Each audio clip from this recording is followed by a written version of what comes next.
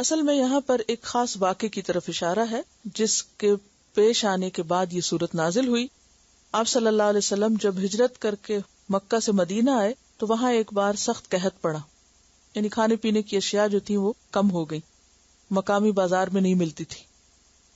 اب ہوتا یہ تھا کہ لوگ دوسرے ملکوں میں جاتے اور وہاں سے چیزیں لے کر آتے اور ان کو بیچتے. تو دحیہ الکلبی ایک تاجر تھے، کچھ یاد ہے دحیہ الکلبی کے بارے میں؟ تو وہ ایک تاجر تھے اور وہ شام وغیرہ کے علاقے سے جا کر گندم، زیتون اور اسی طرح کھانے کی کچھ اور چیزیں لاتے اور آ کے مدینہ میں فروخت کر دیتے.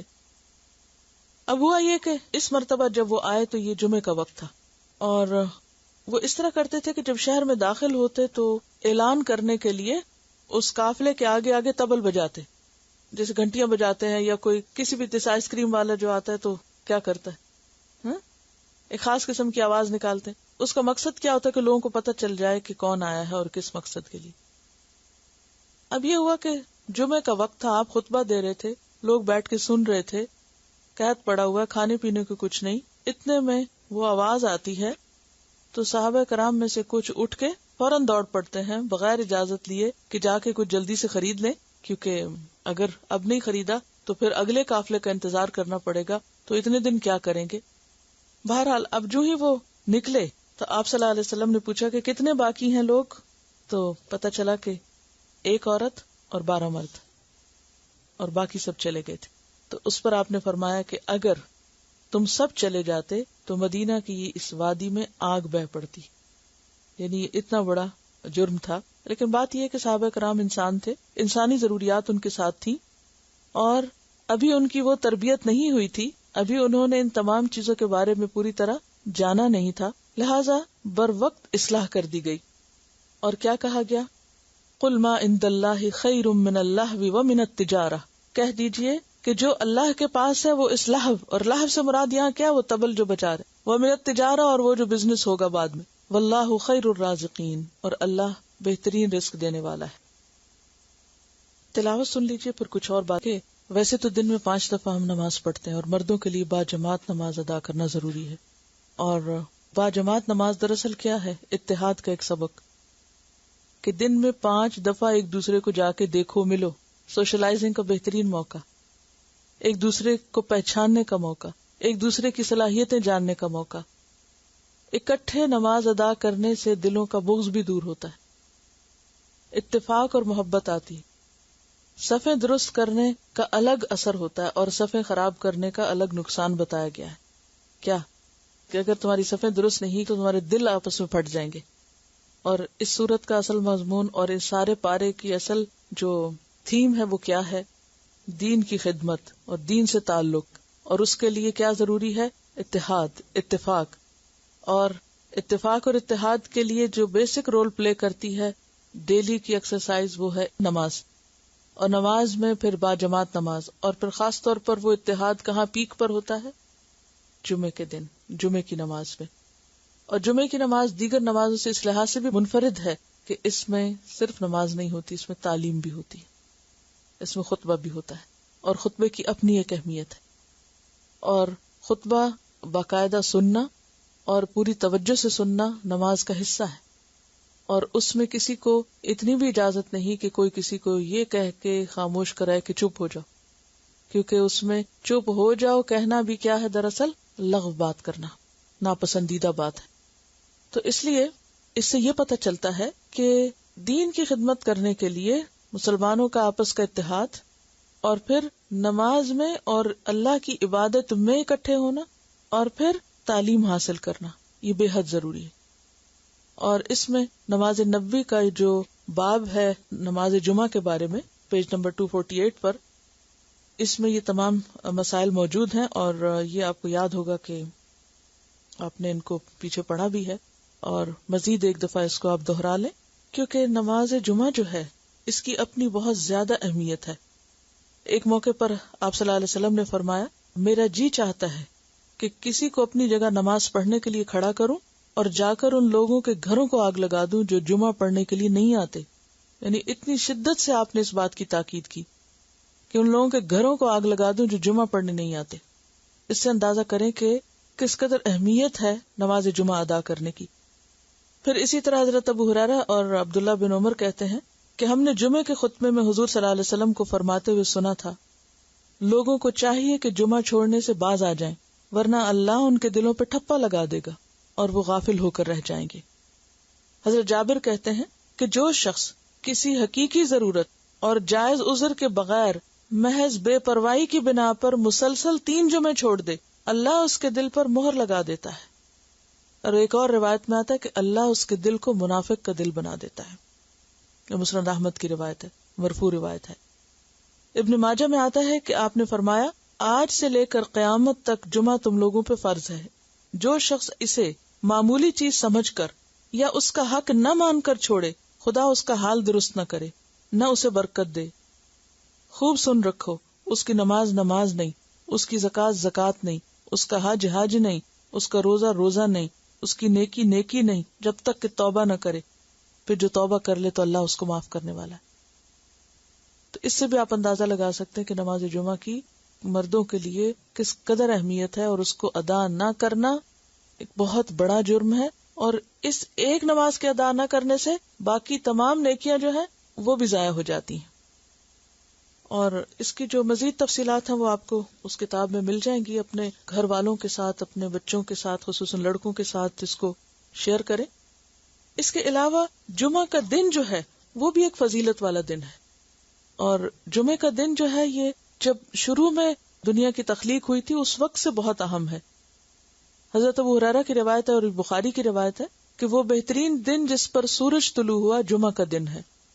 اسی دن آدم تخلیق کیے گئے، اسی دن جنت میں داخل کیے گئے، اسی دن وہاں سے نکالے گئے، اور قیامت واقع نہیں ہوگی مگر اسی دن۔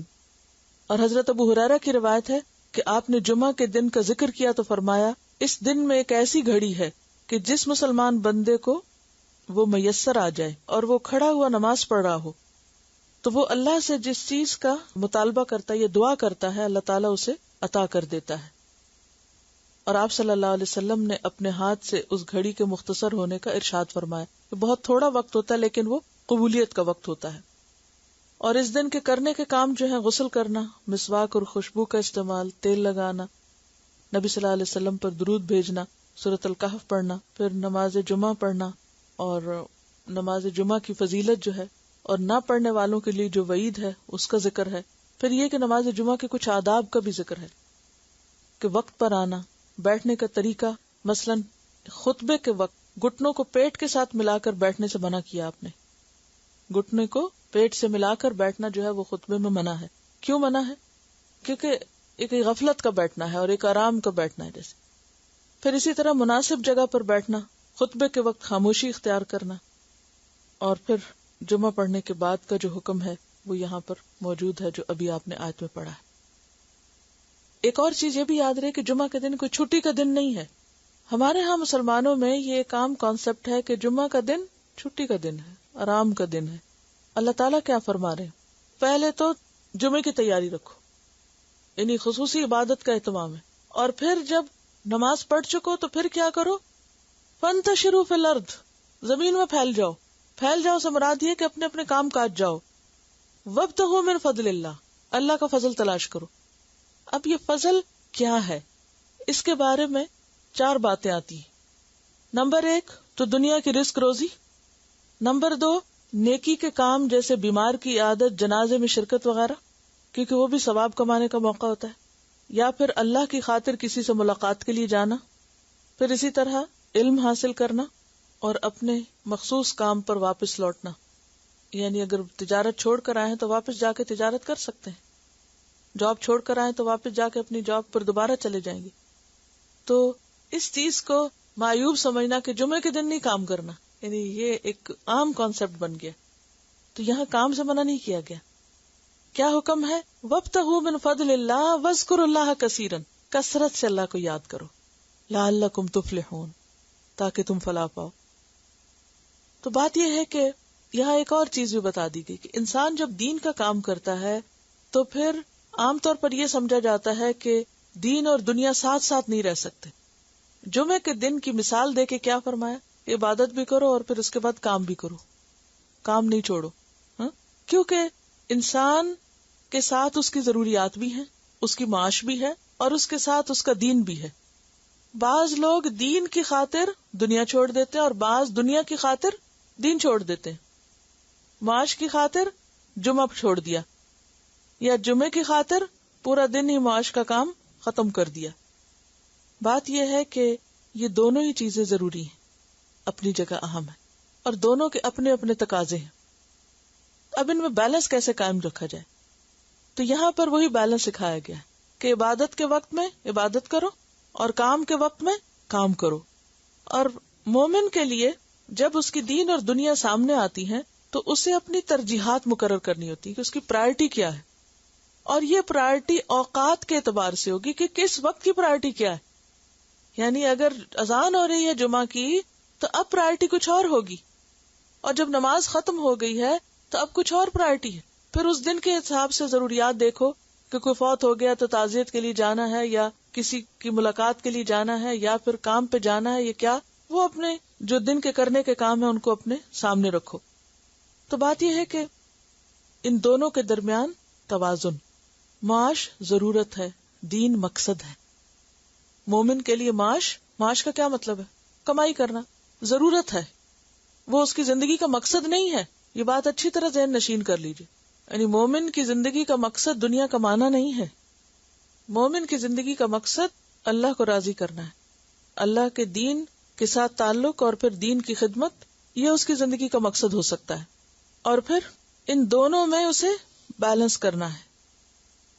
ایک اور اہم بات یہ پتہ چل رہی ہے کہ انسان معاشی کامیابی کو اللہ کا فضل سمجھے، کیونکہ یہاں کیا کہا؟ وابتغوا من فضل اللہ. تو کمائی کر کے جو پیسہ آپ کے ہاتھ آئے گا وہ کیا ہے؟ دراصل اللہ کا فضل ہے. دوسری بات یہ پتہ چلتا ہے کہ اس دنیا کے کام میں وذکر اللہ کثیرن کرتے رہو، یعنی عین دنیا میں بھی اللہ کو نہیں بھولنا، یعنی دنیا میں ہوتے ہوئے بھی اللہ کی یاد باقی رہے. اچھا، ہمارا حال الٹ ہے، ہم نماز میں بھی دنیا کو یاد کرتے رہتے. یہاں کیا کہا گیا؟ دنیا کے کام میں بھی وذکر اللہ کثیرن کرتے رہو. تیسری بات یہ بھی پتہ چلتی ہے کہ جب دین کے کسی تقاضے کے لیے کال آئے تو کیا کرو؟ فسعوا الی ذکر اللہ. اس وقت دنیا چھوڑ دو اور دین کی طرف چلے جاؤ. یہ نہیں کہ دنیا کے لیے جب کوئی کال آئے تو دین چھوڑ دو اور دنیا کے لیے لبیک کہو. تو بات یہ ہے کہ والذین آمنوا اشد حبا للہ. مومن کہیں پر بھی ہو اس کو اللہ کی یاد آتی رہتی ہے، وہ ہر جگہ اللہ کی یاد سے معمور ہوتا ہے. اور یہ جو واقعہ ہے جس میں ابن کثیر لکھتے ہیں کہ آپ صلی اللہ علیہ وسلم نے جب یہ دیکھا کہ صرف ایک عورت اور 12 مرد باقی ہیں، فرمایا والذی نفسی بیدہ لو تتابعتم، اگر تم بھی چلے جاتے، حتی لم یبق منکم احد، کہ کوئی ایک نہ بچتا، لسال بکم الوادی نارا، تو یہ وادی آگ کی ہو جاتی. یہ اتنے سخت الفاظ کیوں فرمایا آپ نے؟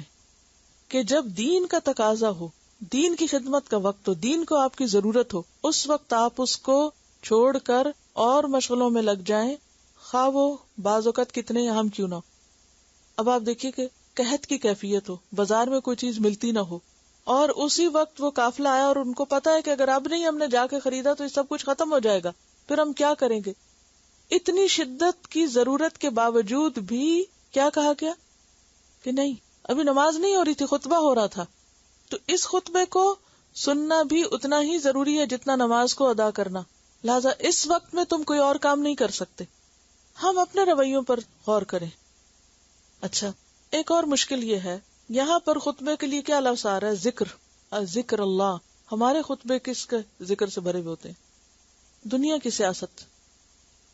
یہاں بھی بعض اوقات آپ دیکھیں کہ دنیاوی پہلو چھایا ہوا ہوتا ہے اس اصل پہلو کے اوپر، خاص طور پر فنڈ ریزنگ کی باتیں اور جو اناؤنسمنٹس اور اس طرح کی چیزیں ہیں کہ آپ سلام پھیرتے نہیں تو اسی وقت دنیا کی باتیں شروع ہو جاتی ہیں. یہاں کیا کہا جا رہا ہے کہ وہ ایک ذکر ختم ہو تو دوسرے ذکر کی طرف بڑھو. تو بات یہ ہے کہ جمعے کا دن روحانی ترقی کا دن ہے، ایمانی ترقی کا دن ہے، علمی اور ذہنی طور پر اپنی اپ برنگنگ اور اس نشو نما کا وقت ہے. اس وقت کو اس کا پورا حق دینا چاہیے، اور اس وقت میں کوئی بھی اور کام نہیں کرنا چاہیے، چاہے وہ کتنا ہی اہم کیوں نہ ہو. وآخر دعوانا ان الحمد للہ رب العالمین. سبحانک اللہم و بحمدک نشهد ان لا الہ الا انت نستغفرک ونتوب الیک۔ السلام علیکم ورحمۃ اللہ وبرکاتہ۔